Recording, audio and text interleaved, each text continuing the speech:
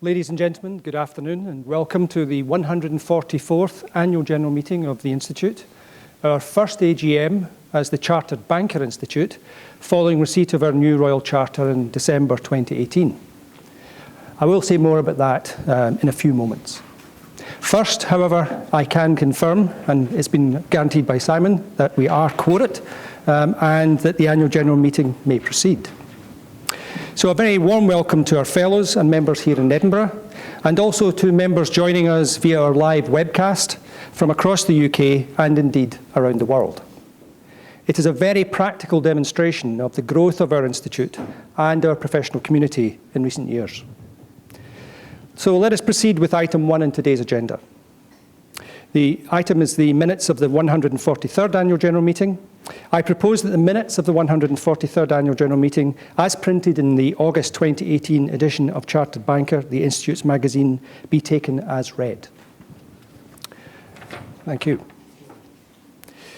I'll move on to item 2. It's my speech. So again, fellow and members of the Institute, colleagues, again, a very warm welcome to this, the 144th Annual General Meeting. Our institute, the first institute of bankers in the world, was founded 144 years ago in 1875 as the Institute of Bankers in Scotland. To mark our centenary in 1975, we received our first Royal Charter and became the Chartered Institute of Bankers in Scotland. I am therefore delighted that we received a new Royal Charter at the end of 2018 from Her Majesty the Queen, establishing our institute as the Chartered Banker Institute, the UK's professional body for bankers.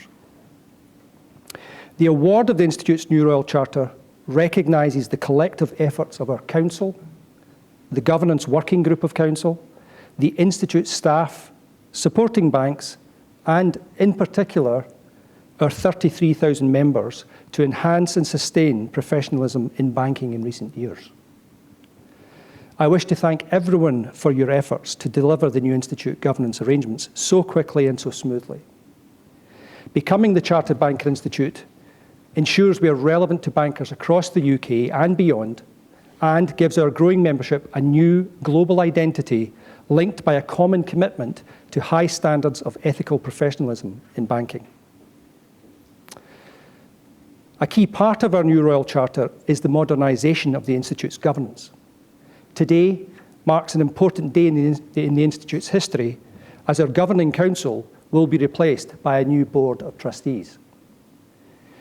We also formed a new membership forum, and it held its inaugural meeting a few weeks ago at the end of May. This new membership forum, chaired by David May, a Fellow of the Institute, will be responsible for ensuring that members' views are regularly and appropriately reflected in the direction and activities of the Institute. Now, I have been an active member of the Institute for over 40 years. And as I come to the end of my 2-year term as President, I feel extremely proud to have presided over a growing professional body, and one that 10 years on from the financial crisis has been at the vanguard of leading change in the banking profession. I'm encouraged to see that the number of members joining the Institute continues to grow. Last year saw member numbers increase by more than 3% to 32,995. As you can see, we were just 5 short of that 33,000 target, but we're very accurate with 32,995, including 8,005 student members from 87 countries. We also saw a significant increase in numbers following university routes this year, with 648 learners on accredited university partner courses. And as at the end of February 2019, there were 11,414 individuals studying for Institute qualifications. And that's not including those studying with our university partners. And during 2018, some 4,998 individuals completed an Institute qualification. Now, another highlight of last year was the relaunch of our flagship Chartered Banker Diploma. Our new advanced diploma in banking and leadership in a digital age supports the emerging need of banks and bankers in the digital era. We also expanded our qualification offering to a new area by launching the Green Finance Certificate the world's first benchmark qualification for green finance professionals. On another area, our international influence continues to grow, and at the same time, so have our relationships with other banking institutes around the world.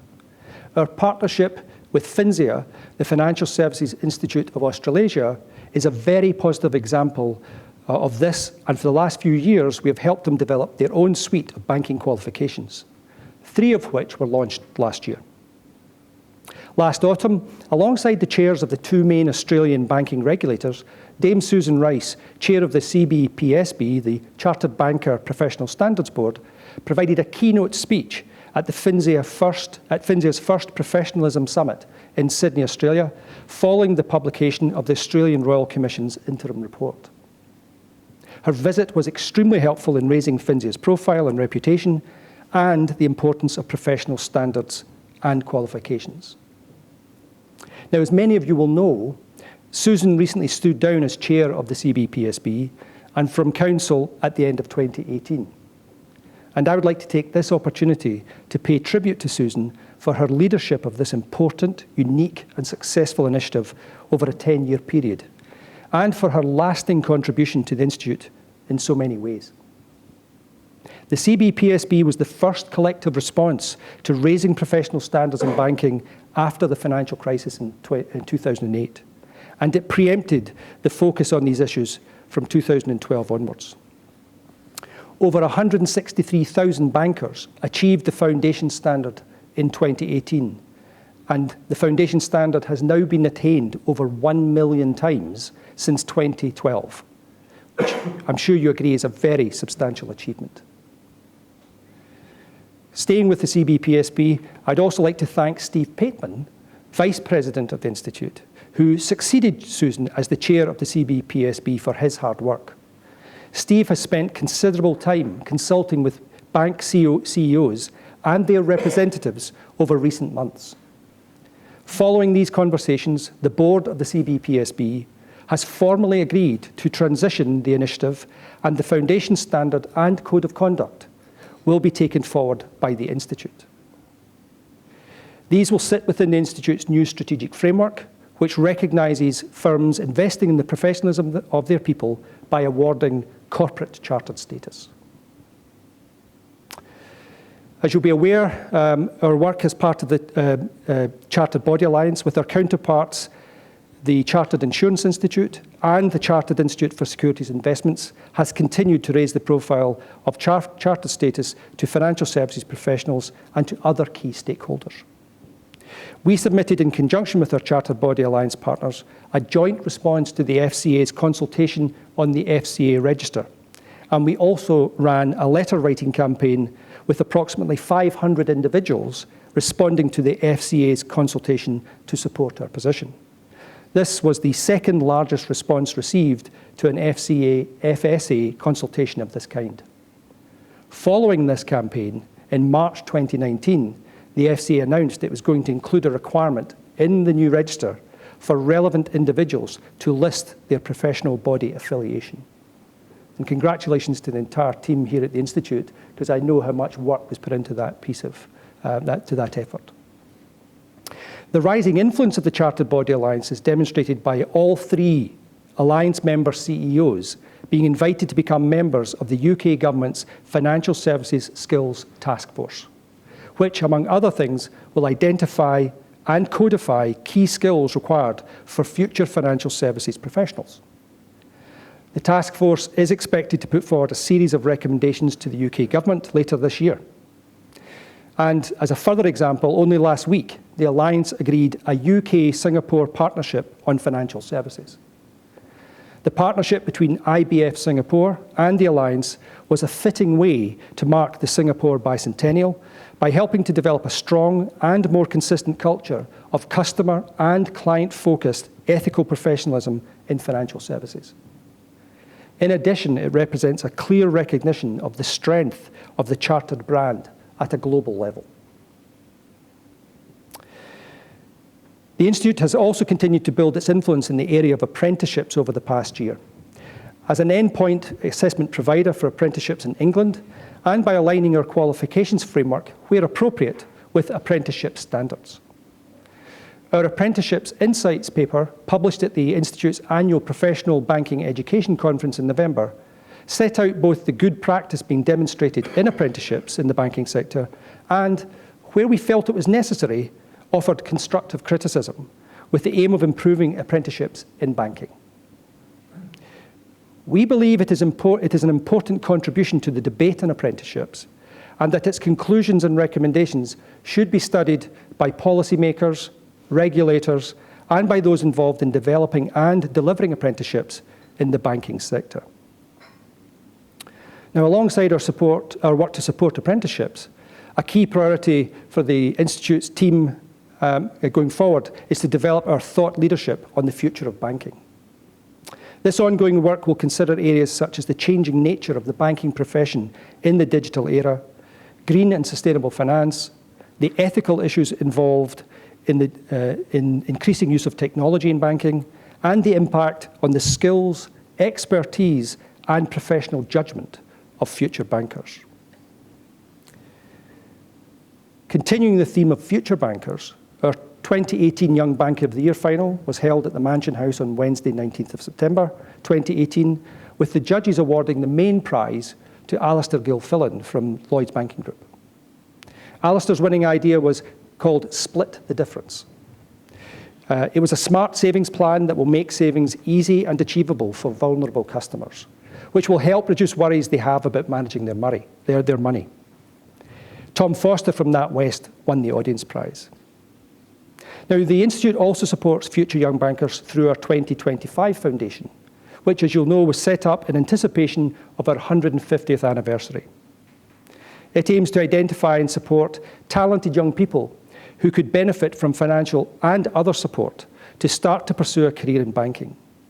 To date, nearly a quarter of the £1 million total we aim to raise by 2025 has already been donated or pledged.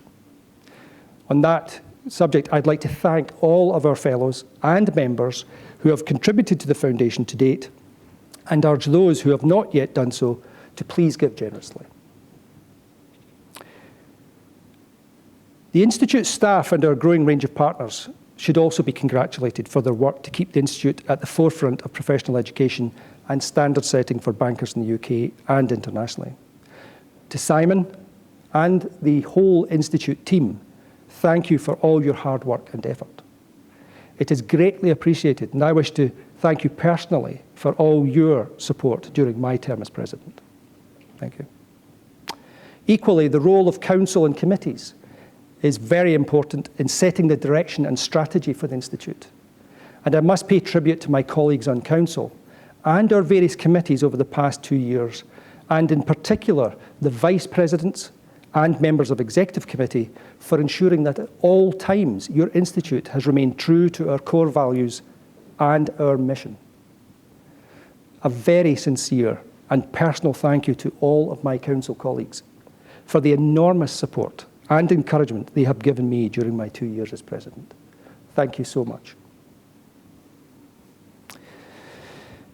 As I mentioned earlier, the Institute's Council will change to a new Board of Trustees, and as you would expect, some existing members of Council are expected to transfer to the new board.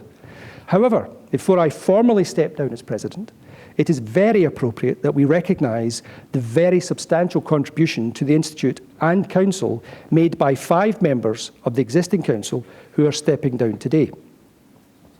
The 5 Council members are Stuart Alexander, Alan Brenner, Kerry Faulkner, Gary McGregor, and William MacDonald. On behalf of the Fellows and members of the Institute, and personally, I wish to sincerely thank each of you for your service and contribution. And can I ask you, I think we've got William and Kerry here, to come forward to receive a token of appreciation on our behalf.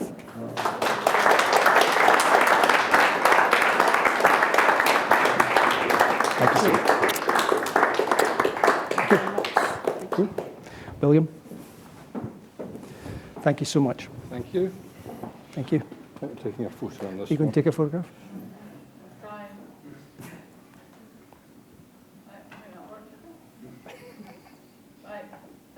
Thank you. Pleasure. Thank you. Thank you, Kerry, and thank you, William.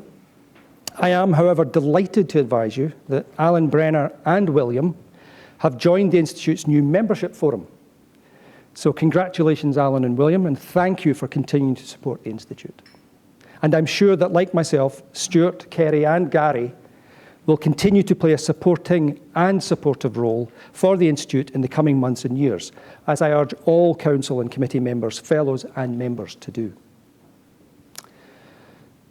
Let me conclude my speech by urging all fellows and members to continue to work hard to ensure our Institute's values of core banking skills combined with customer-focused ethical professionalism are embraced and reinforced by all banks and bankers, and to be on guard against complacency.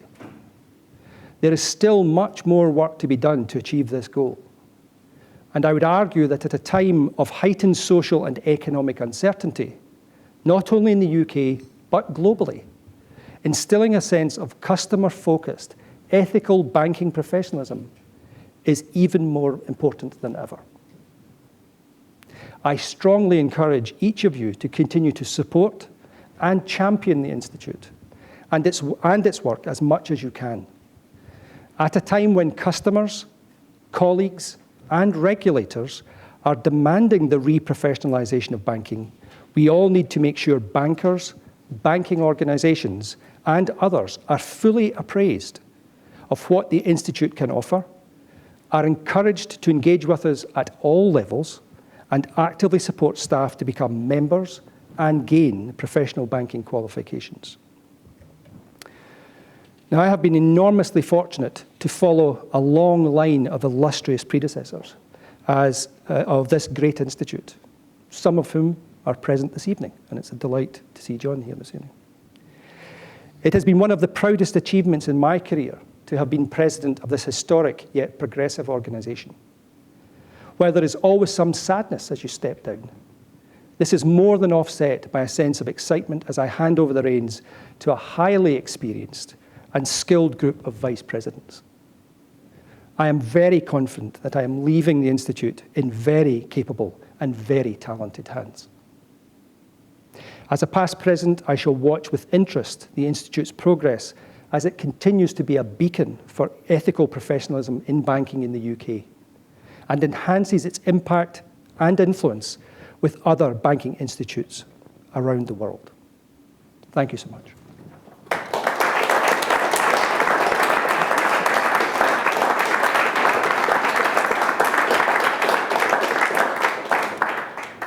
Thank you. We now turn to the formal part of our meeting. The resolutions to be put to the members this evening, as you will know, appear in the notice of meeting, which was published in accordance with our Royal Charter rules. And firstly, under item 3 on the agenda, we will consider the Institute's annual report for 2018-2019. I have already touched upon many of the areas covered in the report in my address a few moments ago. The full annual report, as you will know, together with the annual accounts, is available to members on the Institute's website. The annual report was considered by the Audit Committee and by our outgoing Council and is recommended by Council for adoption. If you have any questions on the report, please put them now. Seeing none, thank you so much. I now propose the adoption of the annual report and would ask those in favour to raise their hands. Thank you. Would those against please raise their hands? Thank you. I confirm that the annual report for 2018-2019 is adopted. We will now consider the accounts for the year to 28th February 2019, and our auditor's report from Chain and Tate is included. As I mentioned a few moments ago, the accounts are available to members via the Institute's website. And as with our annual report, the accounts have been considered by the Audit Committee and the outgoing Council and are recommended by Council for adoption. If you have any questions on the accounts or auditor's report, please put them now.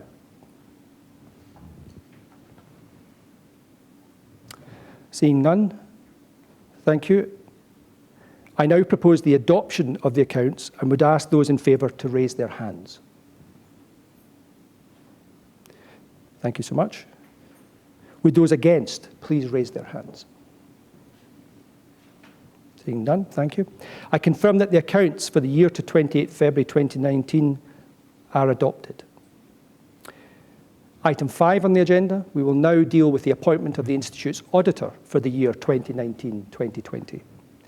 The Audit Committee and Council proposed the reappointment of Chain & Tate as auditor and would ask those in favour to raise their hands.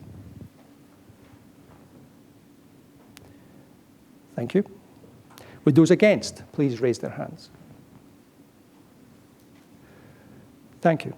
I confirm that Chain & Tate is reappointed as auditor for 2019-2020.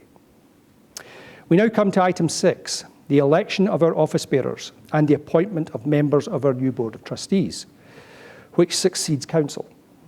As we have discussed and agreed at previous AGMs, a new, smaller Board of Trustees comprising both fellows and members of the Institute and independent trustees modernises and streamlines our governance arrangements. This will be my last act as your President. Following the election and the appointment of our office bearers and the new Board of Trustees, I will hand over to my successor. Can I take this opportunity to thank all those fellows and members of the Institute and potential independent trustees who expressed interest in standing for and applied to join our new board, and to the membership forum. The Nominations Committee was struck by the considerable number of high-quality applications received, which exceeded expectations. It was great to see such a high level of interest in becoming involved with the Institute. Thank you so much for that. So we'll move to item 6A. We will now consider the election of the President and Chair for 2019-2021 of the new Board of Trustees. The election of Bill McCall, FCBI, has been considered and approved by the Nominations Committee in line with our new Royal Charter and rules. Now, unlike in previous years and previous AGMs, under our new rules, we are not required to seek a proposer and a seconder. As a result, I would therefore now ask those who support the election of Bill McCall as our President to raise their hands. Thank you so much. Would those against please raise their hands? Thank you. I confirm the election of Bill McCall as President and Chair for 2019-21. Congratulations, Bill. Cupcakes? Yes. Coming up. So item 6B is the election of Vice Presidents and Vice Chairs. We will now consider the election of Vice Presidents and Vice Chairs for the next 2 years. The election of Lynn Burns, FCBI, and Steve Pateman, FCBI, has been considered and approved by the Nominations Committee. I now ask those who support the election of Lynn Burns and Steve Pateman to raise their hands. Thank you. Would those against please raise their hands? Thank you. I confirm that Lynn and Steve are elected as Vice Presidents and Vice Chairs for 2019-2021. Congratulations.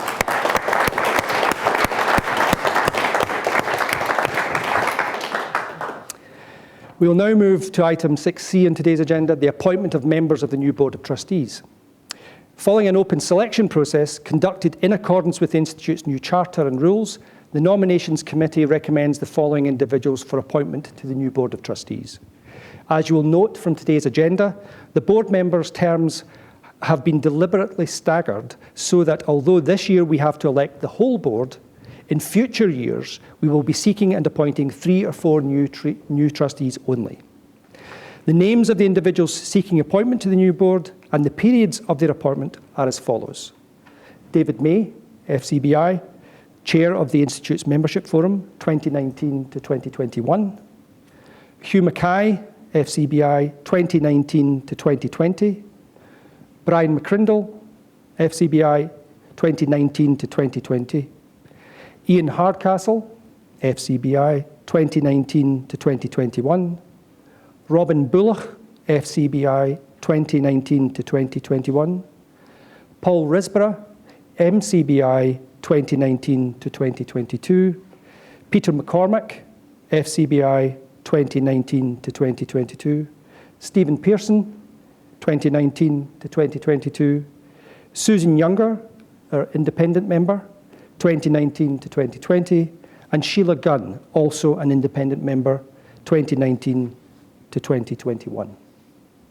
I now ask those who support the appointment of the members of the Board of Trustees to raise their hands. Thank you. Would those against please raise their hands? Thank you. I confirm that the following are elected as members of the Board of Trustees for the terms previously noted. That, just to repeat, would be David May, Hugh Mackay, Brian McCrindle, Ian Hardcastle, Robin Bullock, Paul Risborough, Peter McCormack, Stephen Pearson, Susan Young, and Sheila Gunn. And now it is time for me to vacate the chair and invite our new President and Chair, Bill McCall, to assume office.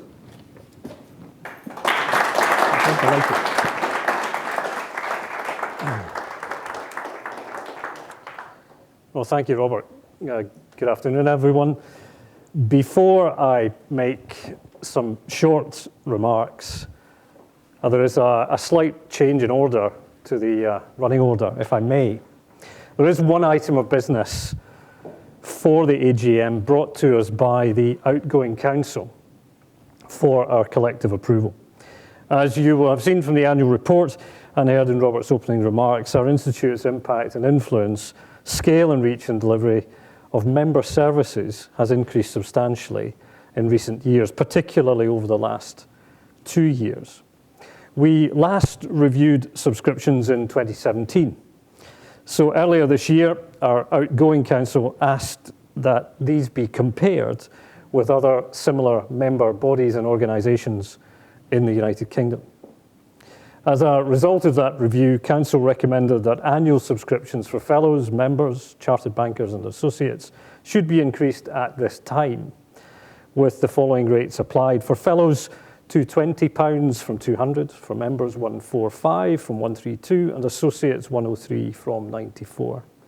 I'm conscious that the first thing I'm asking you to do as your new president is to vote for less money in your pocket, but to advance the work of the Institute. Could I ask those who support these proposals to signal their support in the usual way? And I'm taking that as unanimous, unless anyone would protest. I'm not looking. Thank you. I'll turn to any other business, and from the floor would ask the open question before I make some remarks. Are there any points of order anyone would like to raise at this stage? Thank you. So board members, fellows and members of the Chartered Banker Institute, it hardly befits the trust you place in me, but thank you for electing me as the 61st president of our institute. I am honoured to be appointed for the next 2 years, although the headline in a certain broadsheet newspaper the other day did keep me on my guard and give me a feeling about what might be coming along. The headline read, "Banking sector warned to expect no good news for the next 2 years," which I thought was harsh, as I hadn't been elected.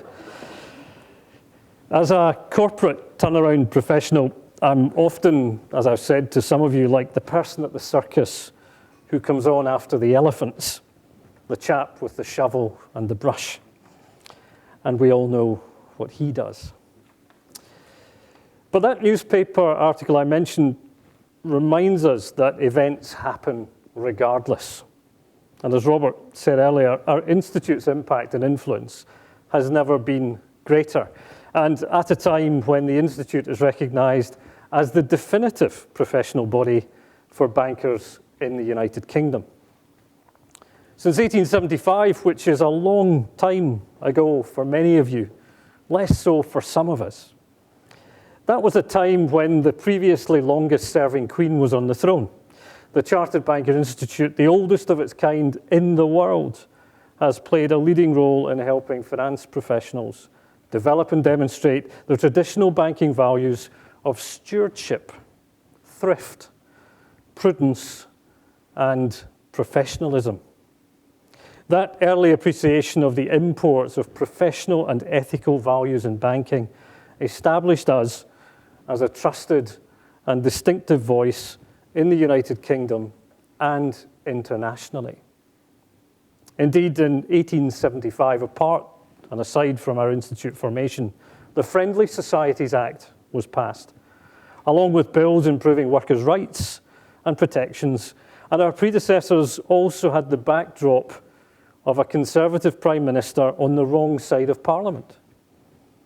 Prime Minister Disraeli took the unauthorised opportunity to strike a confidential deal with a foreign power to acquire a controlling stake in the Suez Canal, a strategic infrastructure play if ever there was one. Firstly, it was without agreeing with Parliament. Secondly, he bypassed the Bank of England as the traditional government lender and went to Lionel Rothschild to borrow the sum required. The purchase price today would be about 400 million, and he made a 10 times return on his investment and delivered it. But being politics, Disraeli faced a landslide loss within 5 years, and the political landscape changed. Of course, it is hard to believe that there would be political intrigue, a prime minister under pressure over a deal, and worries over large infrastructure investments involving foreign governments today. Plus ça change. You've already heard this evening of our new Royal Charter. We were granted the first one in 1975 on our centenary, but also it marked the Institute's contribution to banking education and continuing professional expertise. In the period of 1972 to 1976, for those of you like me who learned of such things at grandparents' knees, the time of uncertainty, the strikes, phased blackouts, the 3-day week from January to early March in 74, economic uncertainty and government failure, a secondary banking crisis, a property crash thrown in for good measure, and inflation of Latin American standards. Some parallels, not quite exactly, but parallels with what we could face tomorrow. And in preparation for this address this evening, Matthew Ball at the Institute and I have referred to former presidents' speeches in turbulent, uncertain times. There is a whole library of it, and it's fascinating stuff because nothing really changes. In the face of the run-in to the 3-day week in 1974, then Institute President A.P. Robertson referred to the significant change in knowledge and skills required of bankers.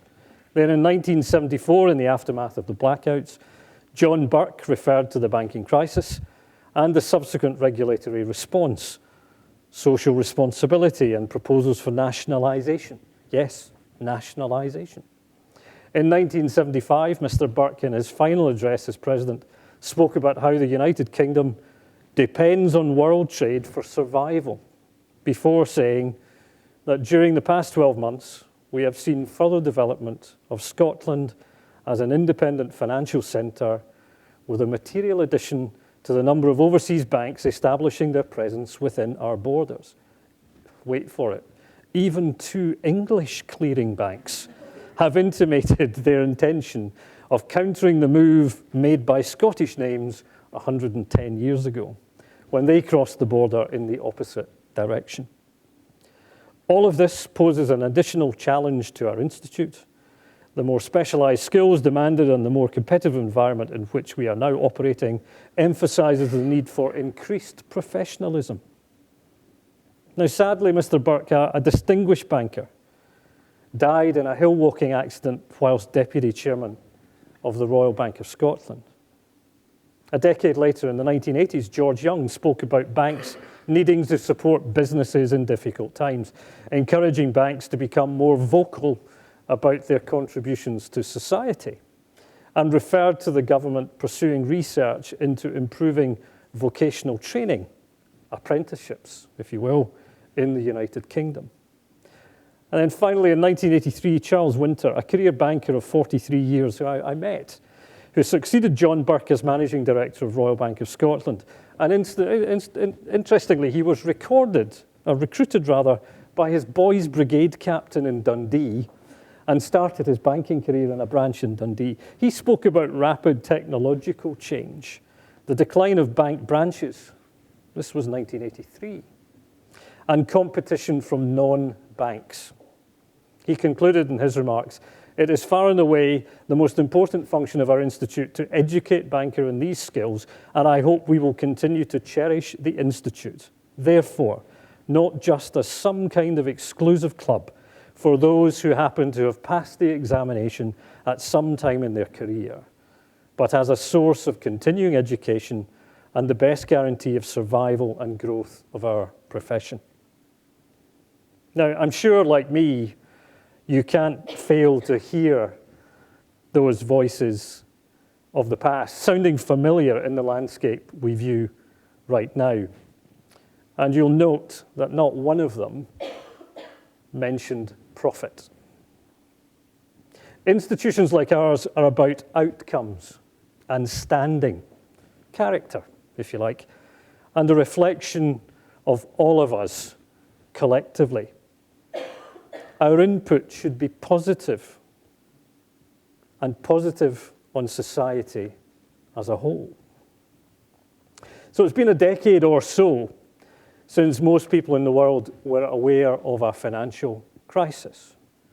For those of us who worked through it, there's always the element of having been there and the post-traumatic stress that we carry. I still twitch at the thoughts of the 1987 stock market crash in a similar way, which was my introduction to the equity market. Then the dot-com boom and bust of the late 90s, the Russian crisis, Black Monday, Wednesday, Thursday, Friday, Monday again. But those of you who were not in our profession 10 years ago, that's all ancient history. I've spoken with some of you tonight. 10 years ago is about a third of your lifetime. Gosh, it's a third of your lifetime. But in my lifetime, what have I learned? That we should always be ready for another setback, a recession, a shock, from an area that we haven't really thought of, and that it will surprise us. We should be prepared to think the unthinkable. The cycle is the cycle. There is no end to boom and bust, as Gordon Brown suggested. And my time frame as president, the newspaper headline I referred to earlier might well be right, and we could face an event. Our UK economy has, for 2 months in April and May, contracted. And as we meet here on June 20th, it could well be a technical recession in 10 days' time. So it remains from time to time, lenders will make bad loans. They'll underestimate risk. They'll overstretch assets and forget the import of balancing liabilities. The very fine line between liquidity and solvency. And in any cycle, access to capital will tighten at some point, confidence will flee, and likely consequences are well known. Economists and forecasters use numbers, but Walter Bagehot, who was a publisher and commentator and son of a banker, used words. He was the editor of The Economist, and in his Lombard Street defining piece of work, written in 1873, just 2 years before our institute arrived, he used 9 words to describe an economic cycle: quiescence, improvement, confidence; prosperity, excitement; overtrading, convulsion; pressure, stagnation; quiescence. I wonder where we are on the continuum. So you might say to me, that was all well and good, Bill. Thanks very much for the history lesson, but what's the point? Well, it's simply this. Throughout these monumental pieces of time in history, events have occurred which have not only had an impact on our profession, our economy, and our society too. throughout, and at almost 150 years old, the Chartered Banker Institute has been a constant and has survived major trauma, war, recession, political unrest, crisis, the disappearance of many of the banks its very members worked with. I was speaking to one of our more senior members, and the banks that he and I both worked with are long gone. But our institute is the constant, and so are its values. Whilst office bearers like me and others come and go, the nature of the role and responsibility should, and I borrow, Robert, your son is a serving army officer, I borrow the Royal Military Academy Sandhurst motto, to serve, to lead. Serving to lead, and as far away from the media-celebrated individual business celebrity as you can imagine. Superstar celebrated managers often fail. So my challenge to all members at all levels is to take that very different perspective and see it as an opportunity to serve, not just be served. As Charlie Winter said, this is not just a club for those who happen to have passed exams. We have a bigger purpose. We probably have unpredictable and challenging times ahead, and it would be prudent for us to plan accordingly. As far away from the celebrity manager as you can get, one of our oldest members is a 99-year-old banker living quietly in retirement in Aberdeen. I met him a few weeks ago. After the Second War, he returned firstly to Edinburgh and the National Commercial Bank, a name gone. And then, leaving the country, he moved to Africa to work for Grindlay's Bank. And he worked overseas until the 1970s, when he retired. His name is John Alexander Cruikshank. John Alexander Cruikshank, VC, gaining that highest military honour, aged 23, as an RAF pilot in the far reaches of the North Sea, protecting shipping lanes from German U-boats. Banking must have been quite mundane after his war service, but a more humble and engaging gentleman you won't meet. He said he was only doing what he was trained for. And if I'd been in his shoes, I would have done the same thing. I thought, really? Sentiments, of course, which were echoed by those survivors who spoke so movingly on the 75th anniversary of D-Day just a number of weeks ago. And these very selfless values are reflected in the Institute's 2025 foundation, which aims to do the right thing, quietly, without fanfare, supporting talented young people from underrepresented groups to start to pursue a career in banking, supported by us all, because it's our duty to do so, the right thing to do. So as we celebrate our 144th year, I believe we are uniquely placed to build on our many achievements, some of which Robert outlined in his remarks and are set out in our annual report.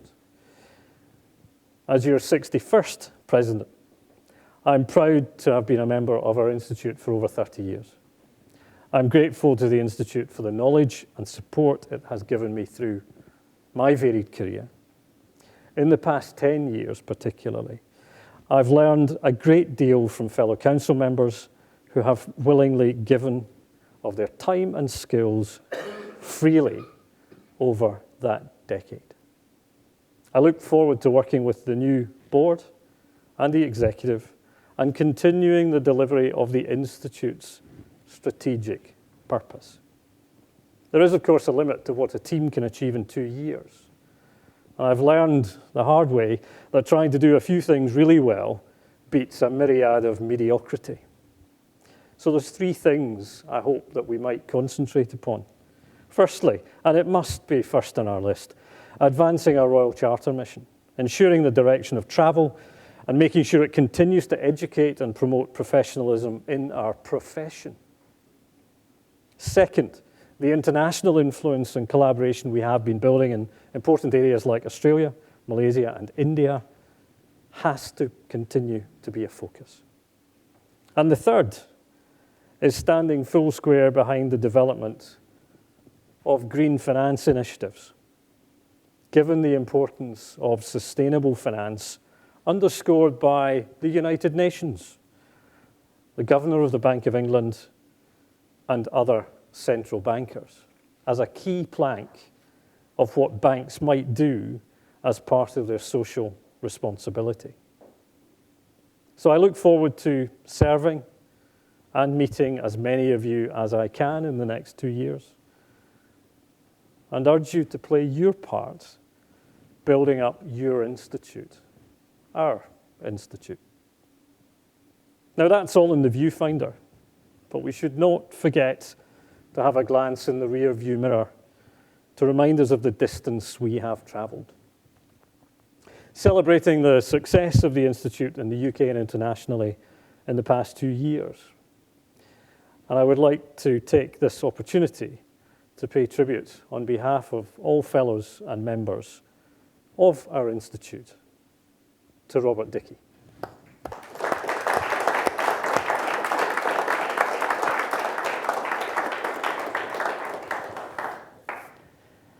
It's hard to believe that I've known Robert as a colleague in council for approaching a decade. We were both near contemporaries at Clydesdale Bank 3 decades ago, before our paths took us in wildly different directions. He went off to the sensible world and I went off to the circus of the stock market.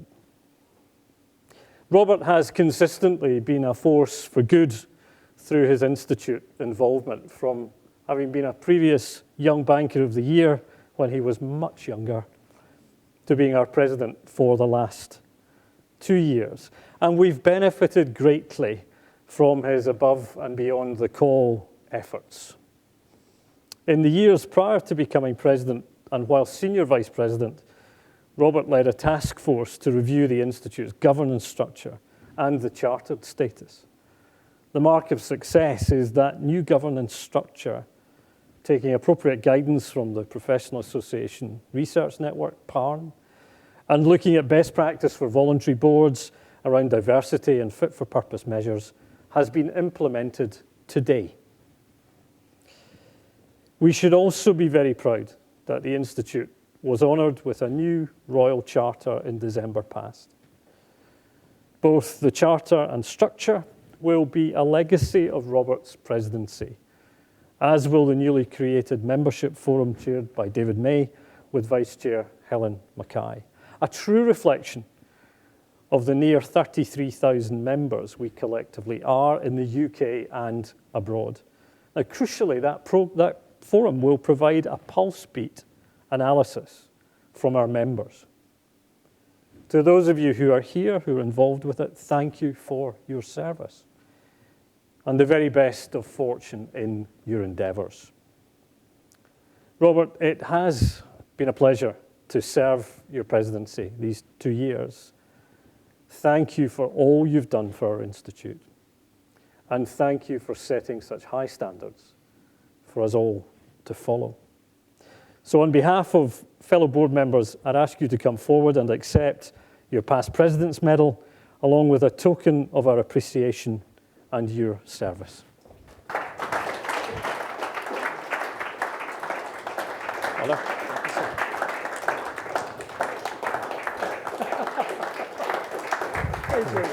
Thank you so much.